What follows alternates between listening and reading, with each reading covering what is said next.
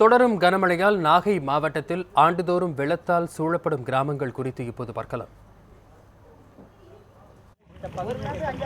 கடந்த சில நாட்களாக பெய்த கனமழையினால் நாகை மாவட்டத்தில் பல கிராமங்கள் வெள்ளத்தால் சூழப்பட்டுள்ளன. அங்குள்ள மக்கள் தற்காலிக முகாம்களில் தங்க வைக்கப்பட்டுள்ளனர். தற்போது வெள்ளம் வடிய தொடங்கியதால் முகாம்களில் இருந்து மக்கள் வீடு திரும்ப தொடங்கியுள்ளனர். ஆனால் தலைஞாயிறு அருகே பழைய ஆற்றங்கரை, வண்டல், கேசவனோடை, வேளாங்கண்ணி முந்தல், குண்டுரான்வெளி, முதலிப்பன்கண்டி உள்ளிட்ட கிராமங்களில் வெள்ள நீர் வடியாமல் கடந்த ஒரு வாரத்திற்கும் மேல் தனி தீவுகள் போல் காட்சியளிக்கின்றன. வருஷங்களுக்கு இதேமாரி நாங்கள் பாதிக்கப்பட்டோம். வீடு வாசல்லாம் தண்ணி வந்து கொண்டு போயிடுது. ஆடு மாடு எல்லாருமே சேதமாயிடுது. ரொம்ப நாங்கள் கஷ்டப்பட்டுருக்கோம். எங்களுக்கு மேட்டு பகுதியில் இடம் வாங்கி வீடு கட்டிதாங்க.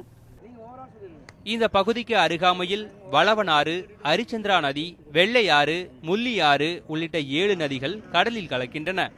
ஆனால் கழிமுக பகுதியில் தூர்வாரப்படாமல் வாட்டி கிளிஞ்சல் வளர்ந்திருப்பதால் தண்ணீர் தடையின்றி செல்ல முடியாமல் தேங்கி வெள்ள நீர் ஊருக்குள் வந்து ஆண்டுதோறும் பாதிக்கப்படுவதாகவும் அப்பகுதி மக்கள் தெரிவிக்கின்றனர்.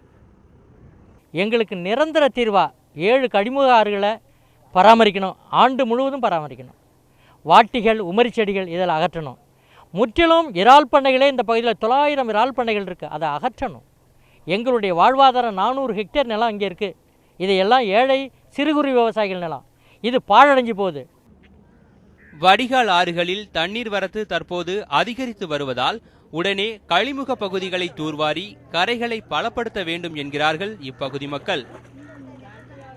ஆண்டுதோறும் இதுபோல இந்த பெருமழை காலங்களிலே நாங்கள் வெள்ளத்தால் எங்களுடைய வீடுகள் மூழ்குகின்றன. பெரும் சேதத்தை சந்தித்து வருகிறோம்.